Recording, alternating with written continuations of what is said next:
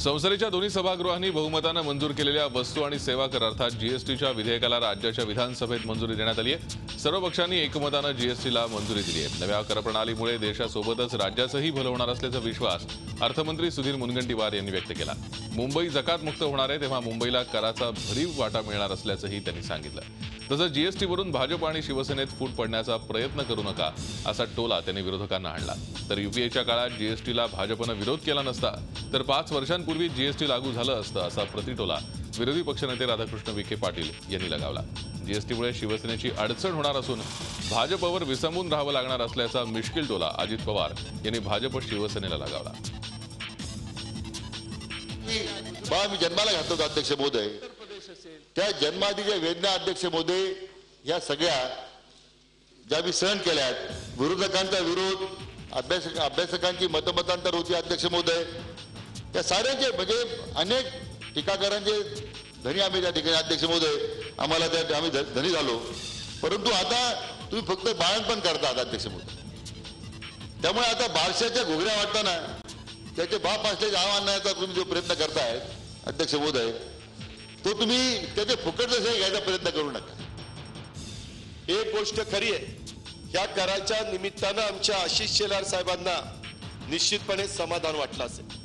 कारण त्याचं कारण असं आहे, अर्थमंत्री महोदय ज्यावेळेस आता शिवसेनेने किती आव आणला तरी ह्याला पाठिंबा त्यांना द्यावाच लागणार आहे।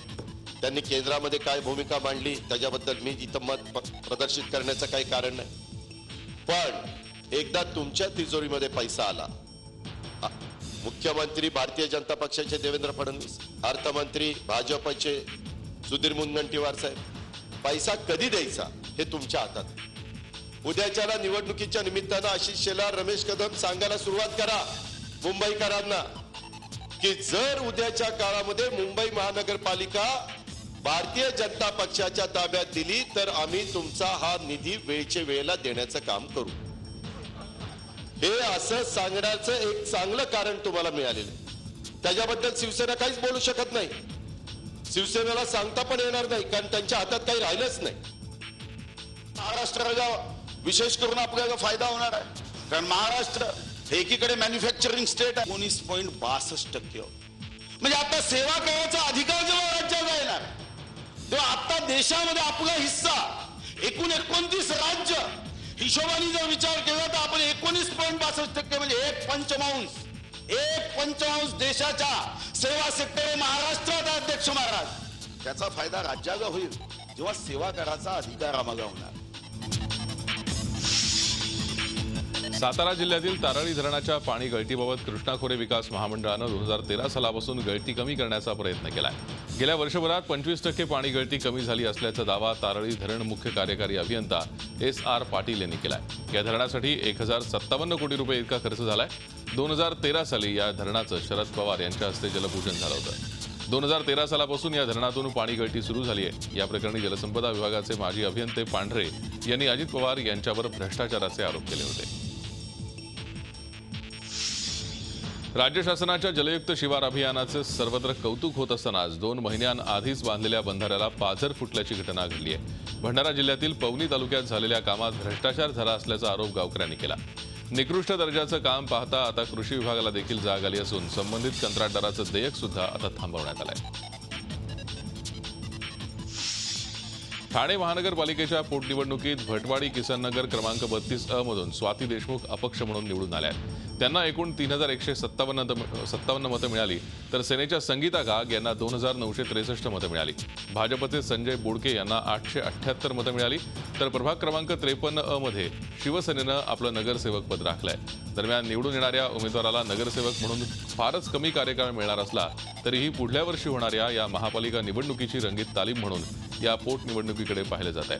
तिकडे नाशिकमध्ये पोटनिवडणुकीत भाजपची सरशी झाली आहे। भाजपच्या सुनंदा मोरे आणि मंदाताई ढिकले यांनी मनसेतून शिवसेनेत आलेल्या दोन्ही नगरसेवकांचा पराभव केलाय। या विजयानंतर भाजपच्या कार्यकर्त्यांनी जल्लोष केला। सध्या कल्याणमध्ये फेरीवाल्यांच्या दादागिरी आणि मुजोरीचा प्रश्न बराच गाजतोय। महापालिका अधिकारी आणि महिला पोलीस कर्मचाऱ्यांना मारहाण करण्यापर्यंत फेरीवाल्यांची मजल गेली। 2 आठवड्यांपूर्वी याच फेरीवाल्यांनी फेरीवाल्यांच्या मुजोरीला अखेर नागरिकांनी चाप लावला. कल्याण पूर्वेला असणाऱ्या तिकीट घराच्या परिसरात काही फेरीवाल्यांनी ठिय्या मांडला होता. एका नागरिकानं त्यांना तिथून उठून बाजूला कुठेतरी बसण्याची विनंती केली. बरीच हुज्जत झाल्यानंतर जमलेली गर्दी बघता बाकीचे फेरीवाले निघून गेले. मात्र एका महिलेनं नागरिकाशी हुज्जत घालत अरेरावी करण्याला सुरुवात केली. कडेवर बाळ असलेल्या या महिलेची दादागिरी वाढतच चालली होती. त्यानंतर मात्र आधीच संतापलेल्या जमावानं एकच आक्रोश करत या महिलेलाही इतर फेरीवाल्यांनाही तिथून हुसकावून लावलं. संतोष दिवाडकर या तरुणानं आपल्या मोबाईलमध्ये ही सर्व घटना कैद केली. सध्या गाजत असलेल्या फेरीवाला मारहाण प्रकरणानंतर झी मीडियाला ही व्हिडिओ क्लिप उपलब्ध झाली. बरंचसं असं झालं की मंगळसूत्र चेन स्नॅचिंगचे प्रकार वगैरे इथे वारंवार होत असतात. म्हणजे आम्हाला इथे सेफ्टीच राहिलेली नाहीये. तर आमची अशी मागणी आहे का तुम्ही इथे लवकरात लवकर हे फेरीवाले मुक्त फोकस मुक्त हा स्कायवॉक करावा. जो ब्रिज बांधलाय त्याच्यावर बसून दादागिरी करतात.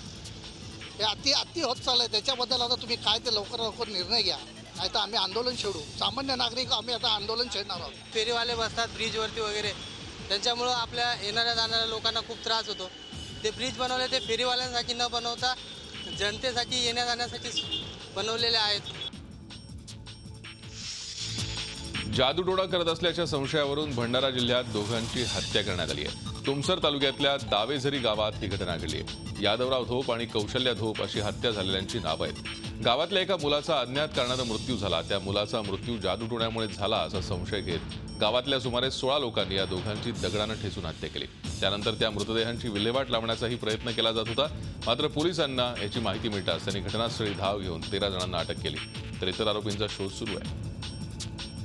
काही गावकरी मंडळीने एक वयस्कर दंपतीवर ते जादूटोणा करत आहेत असं संशय घेऊन त्यांच्यावर लाठीकाठ्याने मारहाण केली आणि त्याच्यानंतर त्यांची शवाची विल्हेवाट लावण्यासाठी जवळपास एक खदानमध्ये त्यांनी त्याला लपून ठेवलं.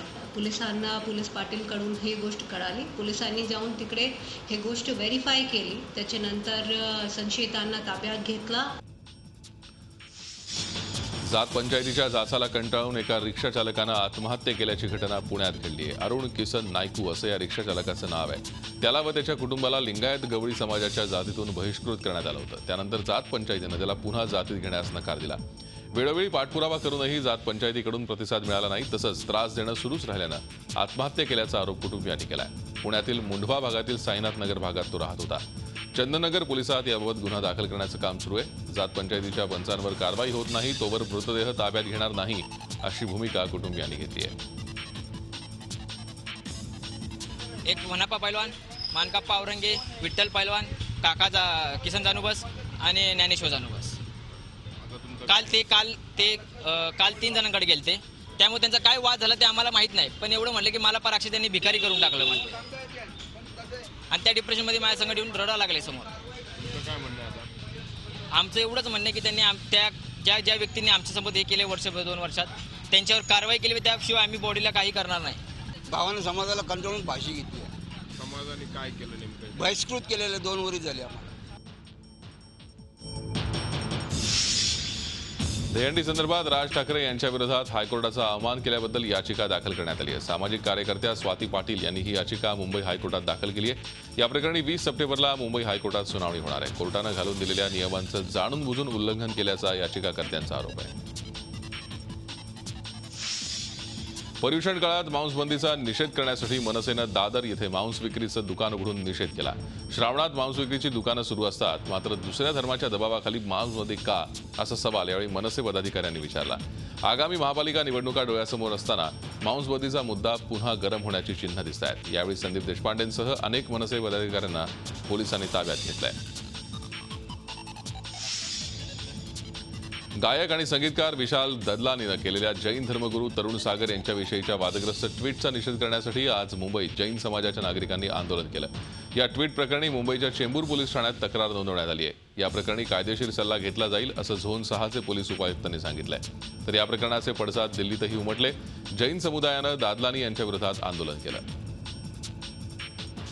हम यही कहना चाहते हैं कि विशाल जी को तुरंत इस्तीफा लिया जाए, उनको पार्टी से निकाला जाए और केजरीवाल साहब अगर हमारी आवाज सुन रहे हैं तो ये सोच लें कि जब तक वो इनको नहीं हटाएंगे जैन समाज चुप बैठने वाला नहीं है। आज एक नचनिए ने या गायक ने जो है जैन दिगंबर तपस्वियों के प्रति ऐसे शब्दों का प्रयोग किया है जो कि अपमानजनक है, उसे गिरफ्तार किया जाना चाहिए। हम आपको आगाह कर रहे हैं, आपने क्षमा तो मांग ली है, जाके पुलिस स्टेशन में सरेंडर कर दीजिए। सेक्शन 153 कैपिटल ए आईपीसी के तहत अपना अपराध स्वीकार कर लीजिए, वरना हम आपको छोड़ेंगे नहीं। सांगली जिल्ह्यातल्या 2 मातब्बर नेत्या पुन्हा एकदा वाकयुद्धाला तोंड फुटलंय। मोदींच्या कृपेनं अनेक लोकप्रतिनिधी निवडून आले अशी टीका शनिवारी काँग्रेसचे ज्येष्ठ नेते पतंगराव कदम यांनी केली होती।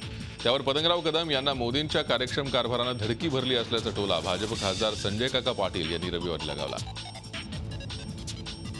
वस्तुनिष्ठ लोकांना कळू दे, फडतूस कोणीतरी मोदीच्या गोमूत्रामध्ये झालेला आमदार आणि तो काय म्हणतो ते तुम्ही छप्ता रोज छप्ता मी वाचत सुद्धा मी उत्तर देतो, कधी तो कधी उत्तर गरजच नाही। धनवंत बाप्पाच्या मुलांना गुणवंत करणारी कॉलेज काढून त्यांच्याकडनं पैसे गोळा करायचा धंदा या मंडळींनी केलेला आहे। तेव्हा बेलगाम बेताल वक्तव्य थांबली नाहीत तर अतिशय मोठी अडचण होईल। हे त्यांचं संतुलन बिघडायला कारण म्हणजे आमच्या पंतप्रधानांनी जे नेट लागू केलेलं आहे, वर्षाला 200-300 कोटी रुपये समाजाचं शोषण करून ही जी मंडळी मिळवत होती त्या डोनेशनच्या माध्यमातून, ते सगळं थांबलेलं आहे। त्यामुळे यांची मानसिक संतुलन बिघडलेलं दिसते। राज्यातल्या साखर कारखान्यांची एफआरपीची एकूण थकबाकी 371 कोटी आहे। त्यापैकी एकट्या सोलापुरात 109 कोटींची थकबाकी आहे, म्हणून सहकार मंत्र्यांनी हातात काठी घेऊन तिची वसुली करावी असं आवाहन खासदार राजू शेट्टी यांनी सोलापुरात भर सभेत सहकार मंत्री सुभाष देशमुख यांना केलं। एफआरपी मिळाली नाही तर सोलापूर जिल्ह्यातून ऊस दरासाठी पहिलं आंदोलन करावं लागेल असा इशाराही त्यांनी यावेळी दिला।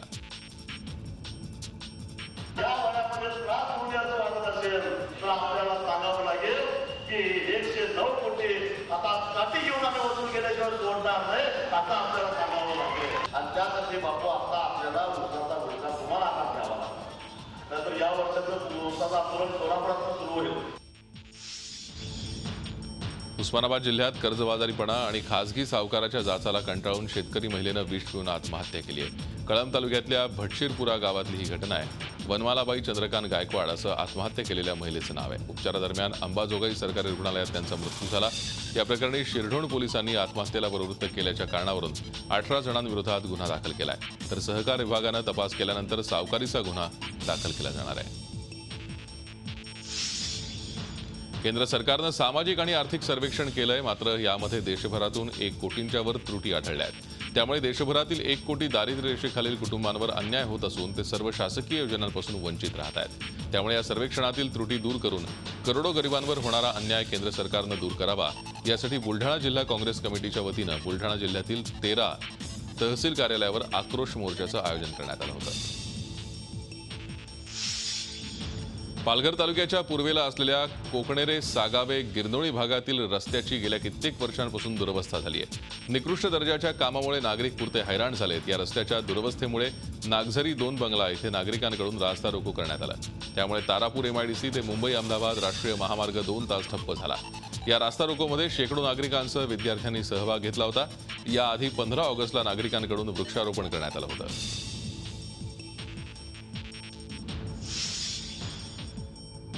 शॉपिंग करायची आणि क्रेडिट कार्ड किंवा डेबिट कार्ड घरी विसरला असाल तर चिंता करण्याचं कारण नाही। तुमच्याजवळ रेल्वेचा पास असेल तर मग तुम्ही त्यावरही मनसोक्त शॉपिंग करू शकता। चक्रावून जाऊ नका, ही रेल्वेची नवी भन्नाट योजना आहे। रेल्वेचा पास काढा आणि शॉपिंग करा। रेल्वेच्या पासचं रूपांतर क्रेडिट कार्ड आणि डेबिट कार्डच्या स्वरूपात होणार आहे। 1, 3 आणि 6 महिन्यांचा आणि 1 वर्षाचा पास काढणाऱ्या लोकल प्रवाशांना आता रेल कार्डच्या स्वरूपात पास मिळणार आहे। या रेल कार्डचा वापर शॉपिंगसाठीही करता येणार आहे। याबाबत रेल्वेची state bank of India, ICICI, HDFC अशा 31 बँकांशी बोलणीही सुरू असल्याची माहिती सूत्रांनी दिली आहे। देशातल्या 1.10 कोटी प्रवाशांसाठी हे रेल कार्ड अस्तित्वात येणार आहे। हा शेवटचा श्रावणी सोमवार आहे। श्रावणी सोमवार निमित्त देशभरातल्या महादेवाच्या मंदिरात भाविकांनी गर्दी केली आहे। पहाटेपासूनच भाविकांच्या मंदिरात रांगा लागल्या आहेत। श्रावणी सोमवार निमित्त महादेवाला दुधाचा अभिषेक केला जातो। 12 ज्योतिर्लिंगांपैकी असलेल्या भीमाशंकर, त्र्यंबकेश्वर, घृष्णेश्वर, औंढा नागनाथ आणि परळी वैजनाथ या मंदिरात आवर्जून दर्शन घेतलं जातं। हा शेवटचा श्रावणी सोमवार असल्यानं मंदिरातली गर्दी आणखी वाढणार आहे। अकोला शहरात श्रावण महिन्यातील शेवटच्या सोमवारी 72 वर्षांची परंपरा असलेली कावड यात्रा पार पडली. हर हर महादेव आणि बम बम भोलेच्या गजरात हजारो भाविकांनी शंभूदेवाचं दर्शन घेतलं. अकोल्याचं ग्रामदैवत असलेल्या राजराजेश्वराला 17 किलोमीटर अंतरावर असलेल्या पूर्णा नदीतून पाणी आणून जलाभिषेक केला. अकोलेकरांचा सर्वात मोठा सोहळा असलेल्या या महोत्सवाला सर्वधर्मीय भाविकांनी हजेरी लावली. मुख्यमंत्र्यांच्या हस्ते औरंगाबाद जिल्ह्यातल्या फुलंब्री गावात जलयुक्त शिवारात साठलेल्या पाण्याचं जलपूजन करण्यात आलं. जलयुक्त शिवाराच्या माध्यमातून मराठवाड्याला दुष्काळमुक्त करणार असल्याचं मुख्यमंत्र्यांनी यावेळी सांगितलं. शेतकऱ्यांना घाबरण्याची गरज नसून राज्य सरकार त्यांच्या पाठीशी खंबीरपणे उभं असल्याचा विश्वास त्यांनी बोलून दाखवला. सरकारच्या कांद्याबाबतच्या निर्णयावर राष्ट्रवादी काँग्रेसचे प्रदेशाध्यक्ष सुनील तटकरे यांनी टीका केली आहे. सरकारच्या अवसानघातकी निर्णयामुळे कांदा उत्पादक शेतकरी अडचणीत आलाय. निर्यातीवर 5% अनुदान देण्याचा निर्णय सरकारनं 2 महिने आधी घेतला असता तर शेतकऱ्यांना त्याचा फायदा झाला असता, असं तटकरेंनी नाशिकमध्ये म्हटलं. पुणे जिल्ह्यातल्या इंदापूर पोलीस ठाण्याच्या इतिहासात पहिल्यांदाच 8 दरोडेखोरांवर मोक्का अंतर्गत कारवाई करण्यात आली आहे. इंदापूर तालुक्यात गेल्या 1.5 ते 2 वर्षांमध्ये वाळू माफिया, दरोडेखोर, खंडणी बहाद्दर यांचा सुळसुळाट झालाय. ही गुंडगिरी मोडून काढण्यासाठी हे पाऊल उचलण्यात आलंय. कोल्हापूरहून महालक्ष्मीचं दर्शन घेऊन मुंबईकडे निघालेल्या भाविकांच्या कारनं अचानक पेट घेतला. पुणे बंगळुरू महामार्गावरच्या कराड खोडशी गावाजवळ ही घटना घडली. यामध्ये स्कॉर्पिओ गाडी जळून खाक झाली. मात्र सुदैवानं यात कोणतीही जीवितहानी झालेली नाही. राष्ट्रीय स्वयंसेवक संघाच्या गणवेशात बदल होण्यासंबंधीची चर्चा गेल्या अनेक दिवसांपासून सुरू असताना नेमका हा गणवेश कसा असेल याबद्दलची उत्सुकता सगळ्यांनाच होती. ती उत्सुकता आता संपली आहे. संघाचा गणवेश कसा असेल हे आता जाहीर झालंय. हाफ पॅन्टची जागा फुल पॅन्ट घेणार असून गणवेशाचा रंग मात्र तोच असणार आहे. यावर्षी 11 ते 13 मार्च दरम्यान राजस्थानच्या नागौर इथे झालेल्या अखिल भारतीय कार्यकारिणी सभेत संघाचा गणवेश बदलण्याचा निर्णय झाला होता. झी 24 तास रहा एक पाऊल पुढे.